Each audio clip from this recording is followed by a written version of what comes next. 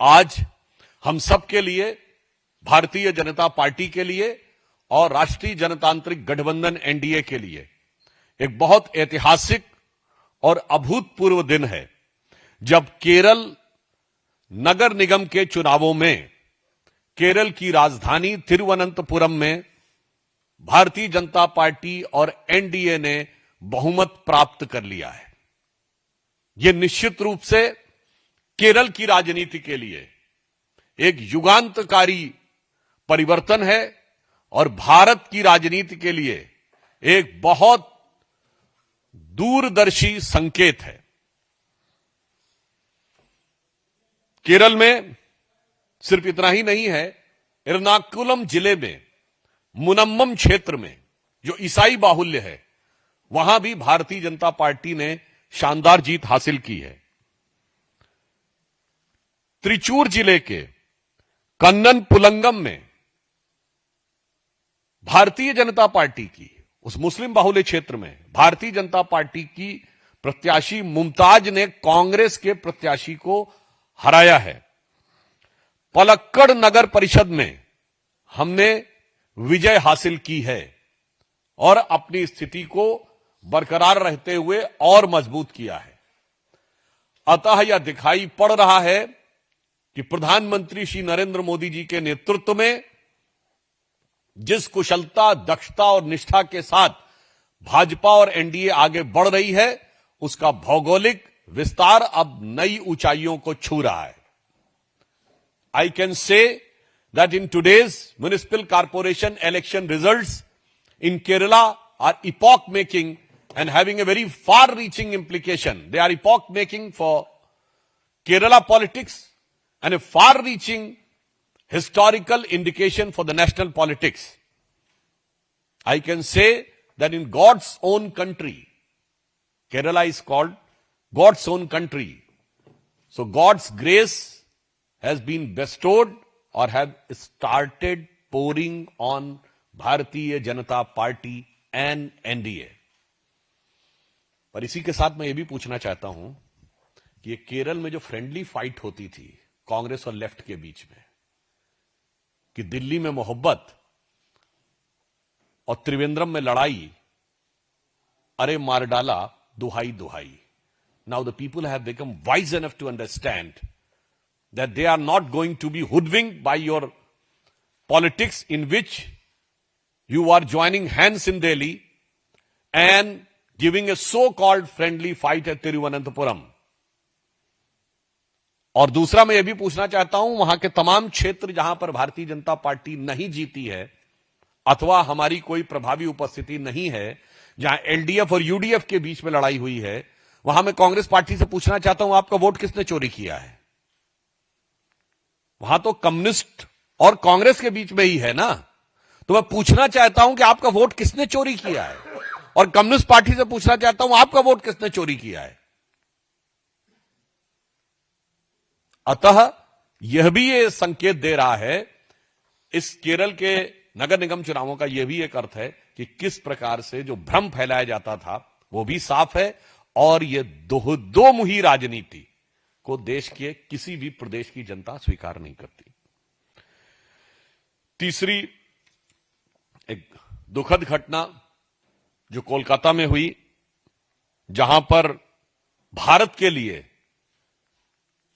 बहुत दुखद और पूरे देश के लिए शर्मसार करने वाली घटना हुई, जब अंतर्राष्ट्रीय ख्याति प्राप्त फुटबॉल खिलाड़ी लियोनेल मेसी के कार्यक्रम में सॉल्ट लेक स्टेडियम में जिस प्रकार की अव्यवस्था, भगदड़ और वितंडावाद हुआ, उससे सिर्फ कोलकाता नहीं, पश्चिम बंगाल नहीं, हर भारतीय का सर शर्म से झुक गया। पश्चिम बंगाल की मुख्यमंत्री सुश्री ममता बनर्जी जी ने अपने ट्वीट में कहा कि she is deeply disturbed by this event, but I want to make very clear, it is not you, Mamta ji, who is disturbed. It is the West Bengal which has got deeply and devastedly destroyed under your rule. Mamta ji, यह सिर्फ आपके विचलित होने या दुखी होने की बात नहीं है। आपके शासनकाल में पश्चिम बंगाल जिस दुखद और दर्दनाक स्थिति की तरफ पहुंच गया है, यह घटना उसका प्रमाण है। और इसके साथ मैं विपक्ष से पूछना चाहता हूं कि इस प्रकार के आयोजनों में ऐसी अव्यवस्था आपके राज्यों में क्यों होती है? 4 जून सन 2025 को बेंगलुरु में आईपीएल के बाद ऐसी ही घटना होती है। उससे पहले 27 सितंबर, उसके बाद 27 सितंबर 2025 को तमिलनाडु में ऐसी ही अव्यवस्था और अराजकता क्रूर डिस्ट्रिक्ट में होती है। हम पूछना चाहते हैं कि यह दर्शाता है कि वहां कानून व्यवस्था की स्थिति बहुत लचर है। जो लोग सत्ता में हैं वो अपने अधिकार को कानून से ऊपर मानते हैं।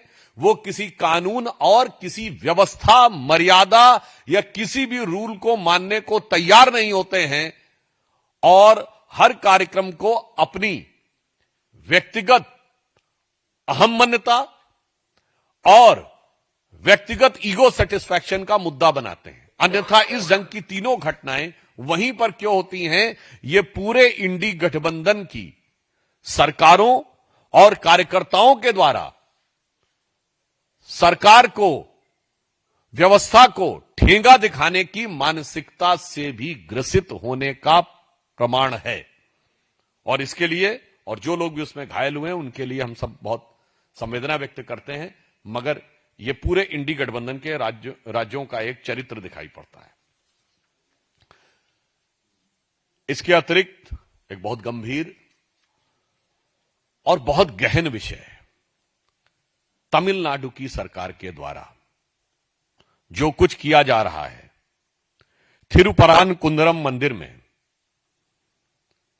जो दीपम उत्सव चलता था, जो बहुत पुराने समय से ब्रिटिश काल से सेटल्ड था, 1920 में इस विषय को लेकर लोग न्यायालय में गए। 1923 में उसका जजमेंट आ गया। 1931 में प्रिवी काउंसिल का भी जजमेंट आया और केवल दरगाह के आसपास के क्षेत्र को छोड़कर समस्त पहाड़ी का क्षेत्र देवस्थानम को दिया गया। In this matter the judicial record is very clear. In 1920 the litigation started during British time. In 1923 judgment came, and in 1931 Privy Council judgment also came, which has made it very clear and categorical that barring some area nearby the dargah, rest of the entire hill belongs to Devasthanam.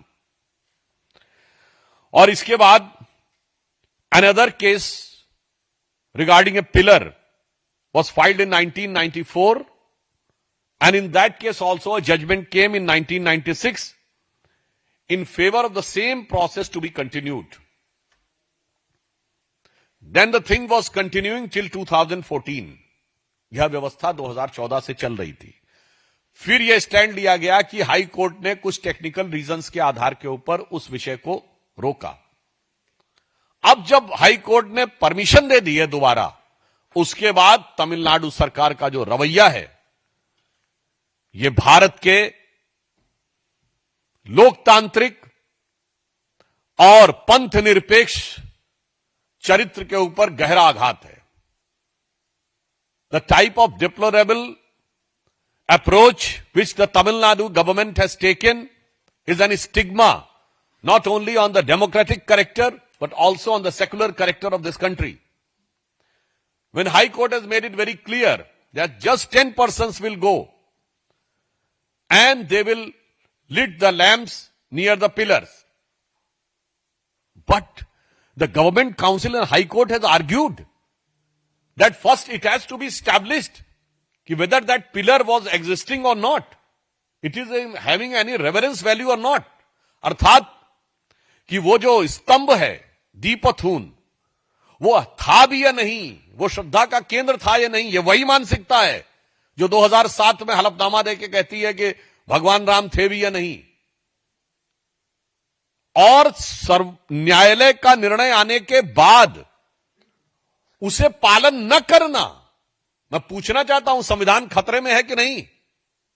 और इतना ही नहीं, उस न्यायाधीश को धमकाने के लिए आप इंपीचमेंट का प्रस्ताव, अविश्वास का प्रस्ताव लोकसभा स्पीकर को देते हैं। यानी सीधे सीधे राहुल गांधी जी खड़े होकर जो धमकाने का प्रयास करते हैं संवैधानिक संस्थाओं पे, उनके गठबंधन सहयोगी और इंडी गठबंधन वाले मिलकर सीधे न्यायपालिका को धमकाने का प्रयास कर रहे हैं। और न्यायाधीश के प्रति जिस प्रकार का वातावरण बनाया है इंडी गठबंधन के सहयोगियों ने, उससे बहुत साफ है कि इन लोगों के विपक्ष में रहते हुए संविधान कितने खतरे में है। And with the approach of Tamil Nadu government, मैं यह भी याद दिलाना चाहता हूं, यहां कोलत्तूर गांव पेरंबूर जिले में भी ऐसी ही घटना 2-3 साल पहले हो चुकी है, जहां पर कि सरकार का रवैया पूरी तरीके से बायस था। इसी तमिलनाडु में याद करिए, वक्फ बोर्ड ने पूरा का पूरा एक गांव क्लेम कर दिया था, जो गांव 1500 साल पुराना मंदिर है, जहां पर अर्थात इस्लाम के भारत में आने से पहले से भी है। यह सब कुछ जो हो रहा है, यह कोई वोट के लिए किया जा रहा कार्य नहीं है, यह भारत की अस्मिता पर आघात है। This is not just a मियर vote bank politics, this is an structural nefarious attack on the basic identity of India. I would like to say that those who are trying to raise the bogey of that secularism is in danger in India, I would like to make it very clear. No, the future of India is in danger because of the pseudo-secularism. Again, I would like to emphasize, secularism is not in danger. India is in danger because of the pseudo-secularism. पंथ निरपेक्षता, secular कोई खतरे में नहीं है। इस छद्म धर्म निरपेक्षता के कारण भारत का भविष्य खतरे में है। जो कहीं बंगाल में बाबरी मस्जिद खड़े होने की बात करते हैं, तो कोई तेलंगाना में कहता है, तेलंगाना का मुख्यमंत्री कहता है कि कांग्रेस मतलब मुसलमान, मुसलमान मतलब कांग्रेस। तो तमिलनाडु में बाकायदा एक कॉन्फ्रेंस होती है, गोष्ठी होती है, इरेडिकेशन ऑफ सनातन धर्म, हिंदू धर्म का समूल नाश। और इसके बाद clear, no, the future of India is in danger because of the pseudo secularism. Again I would like to emphasise, secularism is not in danger, India is in danger because of the pseudo secularism. पंथ निरपेक्षता, secular कोई खतरे में नहीं है। इस छद्म धर्म निरपेक्षता के कारण भारत का भविष्य खतरे में है। जो कहीं बंगाल में बाबरी मस्जिद खड़े होने की बात करते हैं, तो कोई तेलंगाना में कहता है, तेलंगाना का मुख्यमंत्री कहता है कि कांग्रेस मतलब मुसलमान, मुसलमान मतलब कांग्रेस। तो तमिलनाडु में बाकायदा एक कॉन्फ्रेंस होती है, गोष्ठी होती है, इरेडिकेशन ऑफ सनातन धर्म, हिंदू धर्म का समूल नाश। और इसके बाद ये लोग इतना ही नहीं करते हैं, इससे पहले पूरी दुनिया में कॉन्फ्रेंस होती है, dismantling global Hindutva in 2021। After that A structured conference happens yearly basis in Tamil Nadu, dismantling global Hindutva, eradication of Sanatan Dharma, dismantling global Hindutva held in the various universities sponsored by these anti-India forces. Then comes eradication of Sanatan Dharma. Then comes one step ahead. They used to go to the extent of saying that this is, Hinduism is corona, virus. Then another minister comes. No, there has to be some social stigma attached to it. So it has to be HIV. और फिर देश के अंदर क्षेत्रीय विभेद पैदा करने के लिए तमिलनाडु के एक मंत्री बोलते हैं कि बीजेपी सिर्फ गोमूत्र के राज्यों में जीत सकती है। वैसे उनको आज जवाब मिल गया होगा केरल की जीत से। और मैं पूछना चाहता हूं, and I want to make it very clear to the bias ignorance of Tamil Nadu minister that he's saying that BJP can win only in Gomutra states. So Gomutra is having a patent in US for antifungal, antibacterial medicinal treatment. And the patent number is 6410059. So I just want to say the thing on which the entire country should have a sense of pride. They want to find a device to divide. And it has also exposed the anti-Hindu mindset of the entire India alliance. Whether it is the issue of so-called Babri Masjid in Bengal, statements in Telangana, and this type of biased attitude, anti-Hindu attitude, and threatening to judiciary by Tamil Nadu government. And it's not only this, it is also because Tamil Nadu government knows that their utter administrative failure, utter corrupt practices, they are unable to face the people of Tamil Nadu. So in order to divert the issue and hoodwink the people and try to create a communal frenzy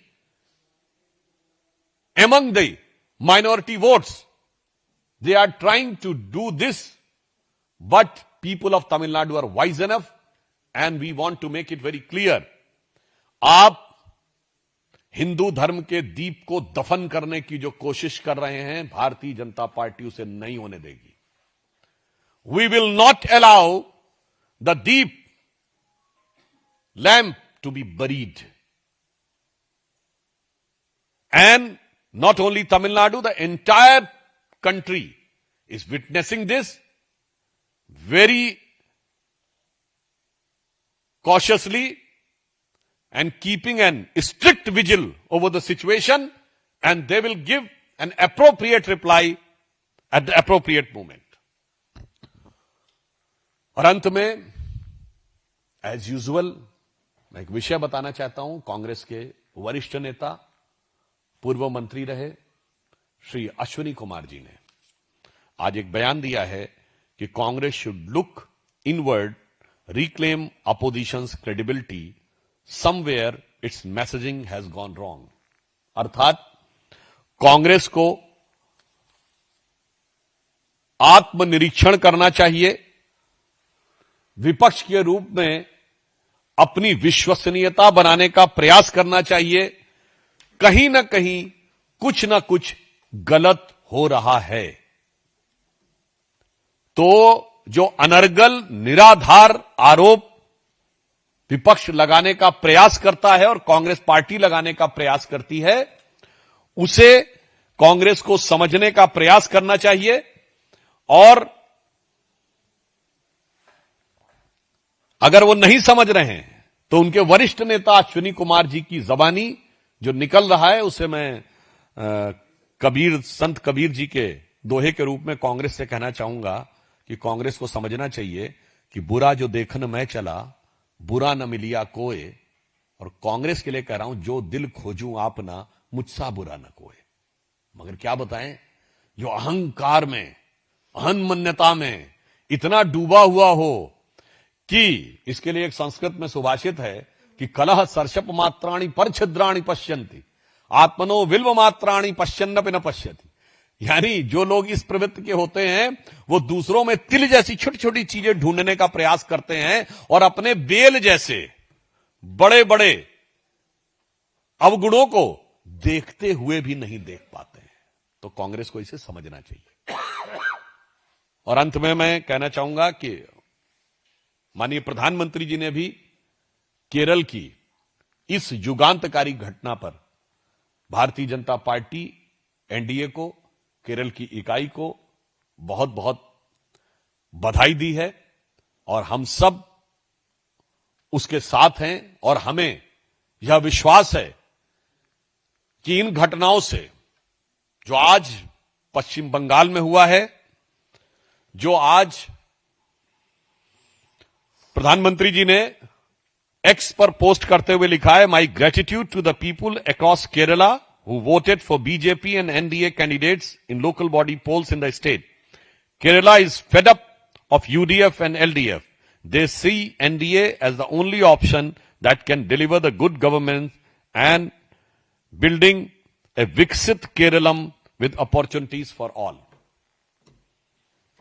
और हम ये कह सकते हैं जो आज बंगाल में हुआ है, जो हरकतें और कारस्तानी तमिलनाडु की है, और जो नई आशा का दीप बुझाने का प्रयास तमिलनाडु में हुआ है और नया दीप केरल में जगा है, निश्चित रूप से आगामी वर्ष में होने वाले चुनावों में यह भारत की राजनीति में एक बड़े परिवर्तन का पूर्वाभास है। जिसे अगर कहूं कि आंधियां उठने लगी, अब ज्वार होना चाहिए, स्वरों में क्रंदन नहीं हुंकार होना चाहिए। धन्यवाद। प्रश्न सादर आमंत्रित है संजय शर्मा।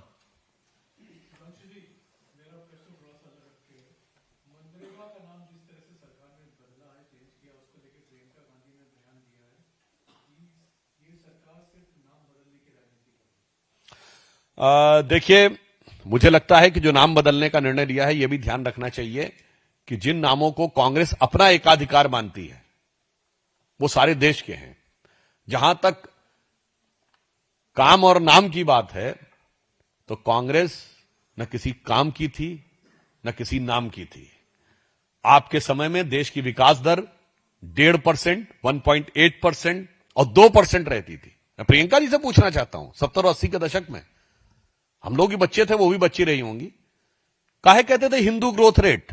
किसने दिया था ये नाम? और कभी कांग्रेस ने विरोध नहीं किया। प्रधानमंत्री जी जो कर रहे हैं वो नाम नहीं, वो भावना बदल रहे हैं। आपने किंग्सवे को राजपथ किया, भावना राज की ही रहती है। जब माननीय प्रधानमंत्री जी ने कर्तव्य पथ किया तो भावना कर्तव्य की हो जाती है। जब 7 RCR रेस कोर्स रोड, तो रॉयल घुड़सवारी का ही भाव आता है। और जब आप उसको लोक कल्याण मार्ग कर देते हैं तो लोक कल्याण का भाव आता है। और सेक्रेटेरिएट का नाम जब कर्तव्य तीर्थ हो जाता है प्रधानमंत्री कार्यालय के रूप में, सेवा तीर्थ हो जाता है, और सेवा, तो वो सेवा का भाव आता है। इसलिए प्रधानमंत्री जी ने जिस भाव से काम किया है, उन्होंने जीवन जिस भाव से शुरू किया था, तन समर्पित, मन समर्पित और यह जीवन समर्पित, चाहता हूं देश की धरती तुझे कुछ और दूं। और कांग्रेस जिस भाव से काम करती है कि आगे पीछे हमारी सरकार, यहां के हम है राजकुमार, तो मुझे लगता है वो समझ ही नहीं सकते किस भाव से प्रधानमंत्री जी ने काम किया। बहुत बहुत धन्यवाद।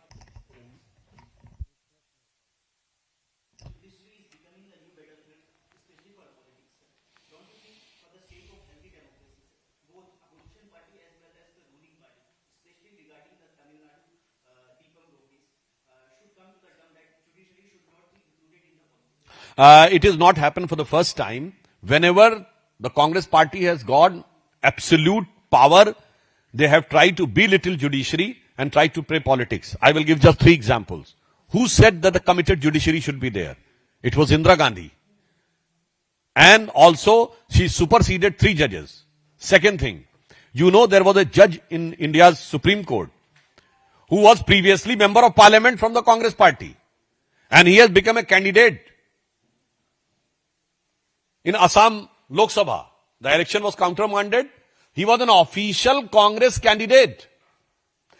And he retired from High Court with a gap of 2 years. Then he entered into politics, became Congress candidate. Then he became Supreme Court judge, Justice Behrul Islam. And you know there was one Chief Justice in India's history who was not even having a law degree.